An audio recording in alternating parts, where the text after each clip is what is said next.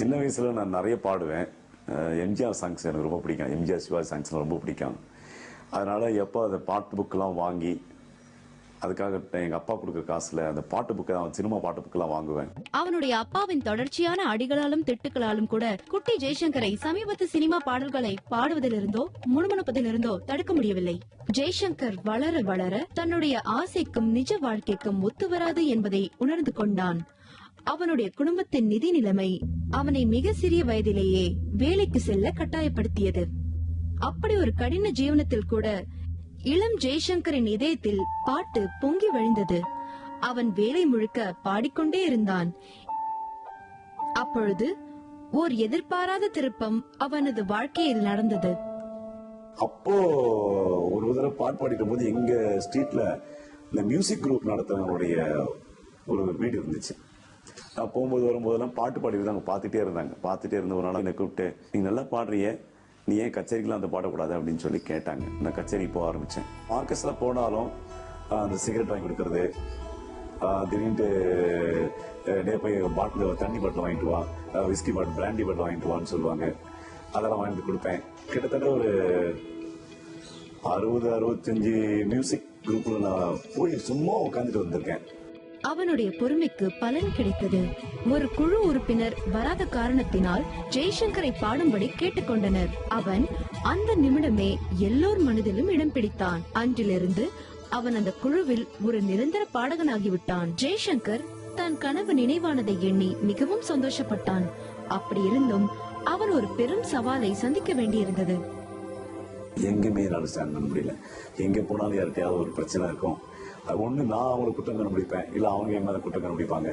So கிட்டத்தட்ட ஒரு within 2 இயர்ஸ்ல நான் கிட்டத்தட்ட 12 20 கம்பெனி வரைக்கும் நான் போயிட்டேன். ஜெய்சங்கர் வாழ்க்கையில் ஒரு பிடிமானத்துக்காக மிகவும் போராடினான். அப்போதுதான் ஒருவர் அவனிடம் இயேசுவை பற்றியும் அவரது ஆசீர்வாதத்தை பற்றியும் கூறினார். ஜெய்சங்கர் வாழ்க்கையில் வெற்றி பெற எதை வேண்டுமானாலும் முயற்சிக்க தயாராக இருந்தான். அவன் தேவாலயத்தில் ஞானஸ்நானம் பெற்றுக் கொண்டான். அவனுக்கு அதனுடைய முக்கியத்துவம் கூட புரியாமல் இருந்தது. ஆகஸ்ட் 23 அன்னைக்கு நான் பேப்டிசம் எடுத்தோம். அந்த டைம்ல ஆல்பர்ட் தியேட்டர்ல பாட்சா படம் வந்திருந்தது. நான் டிக்கெட் ஏற்கனவே ரிசர்வ் பண்ணி வச்சிருந்தேன். மார்னிங் பேப்டிசத்தை எடுத்துட்டு அவங்க ஒரு பீஸ் ரவுண்ட் கொடுத்தாங்க. அதெல்லாம் சாப்பிட்டுட்டு நாங்க அதுக்கப்புறம் அந்த தியேட்டர்ல படம் பார்த்துட்டு வீட்டுக்கு போனோம். ஆண்டவருடைய சர்ச்சுக்கு போனாலும் சினிமா பார்க்கறது, அங்க போறது, இங்க போறதுலாம் இருந்துச்சு.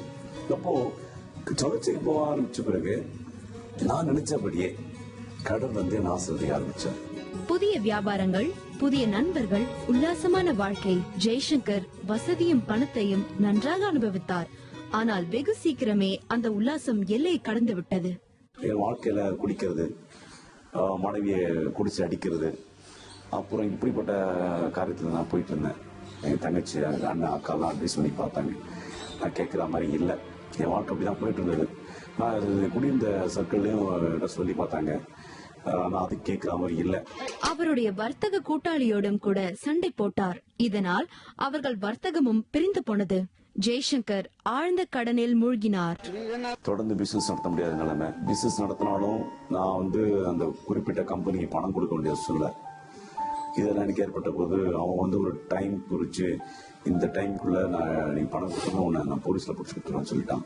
அப்போ ஆண்டர் மேல எனக்கு ஒரு வெறுப்பு வந்துச்சு. என்ன இந்த கடவுள் இப்படி நல்லா இருக்கலாம்னு வந்தனே, இந்த கடவுள் இப்படி பண்ணிட்டாரு அப்படின்னு சொல்லிட்டு நான் நினைச்சுக்கிட்டு நான் சூசைட் பண்ணிக்கலான்ற வந்துட்டேன். ஜெய்சங்கர் தன்னுடைய அறையில் தனியாக இருந்தார். உயிரை மாய்த்துக் கொள்ள தன்னை தயார்படுத்திக் கொண்டிருந்தார். அப்பொழுது முழங்கால் படிக்கிட்டு ஒரு சத்தம் எனக்கு கேட்டது. நான் உடனே முழங்கால் படிக்கிட்டேன். என்ன இதெல்லாம் சொல்றீங்களே, நீங்க யார் அப்படின்னு கேட்ட போது நான் தான், என்ன தெரியலையா அப்படின்னு ஒரு சத்தம் எனக்கு கேட்டது. அப்போ எனக்கு தெரியலையே, யாரும் தெரியலன்னு சொன்ன போது, அப்போ நான் தான் இயேசு தான் பேசுறேன் அப்படின்னு போது, ஓ நீங்க தான் இயேசுவா, நீங்க உங்ககிட்ட வந்தா வாழ்க்கையில் ஆசீர்வாதம் வரும்னு சொன்னாங்களே, அதை நம்பித்தான் நான் இதெல்லாம் விட்டுட்டு வந்தேன். நீங்க இப்ப என்ன சாகிற ஸ்டேஜை கொண்டு விட்டுட்டீங்களே அப்படின்னு அவரை பார்த்து கேட்டேன். அவர் சொன்னாரு, இது நான் செய்யல, நான் உங்க ஆசீர்வாதத்தை நான் கொடுத்தேன், ஆனா நீ என்ன செஞ்சுட்டுன்னு சொன்னா தவறா பயன்படுத்தினப்பா, அதனால இந்த நிலைமைக்கு வந்துட்டேன் அப்படின்னு சொன்ன போது, அப்ப நான் சாகுறேன், நீ சாகக்கூடாது, நீ எனக்கு வேணும் அப்படின்னு சொன்னார். இயேசுவுக்கு தான் தேவை என்பதை அறிந்ததும் ஜெய்சங்கர் மிகவும் ஆச்சரியப்பட்டார். அவருடைய எல்லா கடன்களிலிருந்தும் விடுவிக்கப்படுவார் என்ற வாக்கை கேட்டதும் மிகவும் சந்தோஷப்பட்டார். ஜெய்சங்கர் தன்னுடைய வாழ்க்கையை இயேசுவுக்கு அர்ப்பணித்து விட்டார். உள்ளான ஒரு மனுஷனுக்குள்ள நான் பலப்பட ஆரம்பித்தேன். அது வெளிப்பிரகாரமா என் வாழ்க்கையில ஒவ்வொரு பிளஸிங்கும் நான் பெற்றுக்கொள்ள ஆரம்பித்தேன். என் வாழ்க்கையில பினான்சியலா, ஸ்பிரிச்சுவலா, பிசிக்கலா நிறைய காரியங்கள் ஆண்டவர் எனக்கு செய்யறது நான் பெற்றுக்கொள்ள ஆரம்பிச்சேன். ஜெய்சங்கர் தான் பாடகராக வேண்டும் என்ற தனது குழந்தை பருவ ஆசையை நிறைவேற்றிக் கொண்டிருக்கிறார். அவர் ஒரு முழுநேர பிரார்த்தனை தலைவர். அவர் ஒரு சொந்த பிரார்த்தனை ஆல்பத்தையும் வெளியிட்டுள்ளார். அதன் பெயர் தேவ பிரசன்னம் தேடி. 1 2 3 4. நீ செய்த நன்மைகள் ஒவ்வொன்றாய் எண்ணி நித்தமும் உம்மை நான் துதிக்கிறேன். நீ செய்த நன்மைகள் ஒவ்வொன்றாய் எண்ணி நித்தமும் உம்மை நான் துதிக்கிறேன். ஐயா ஸ்தோத்திரம், உமக்கு ஸ்தோத்திரம்.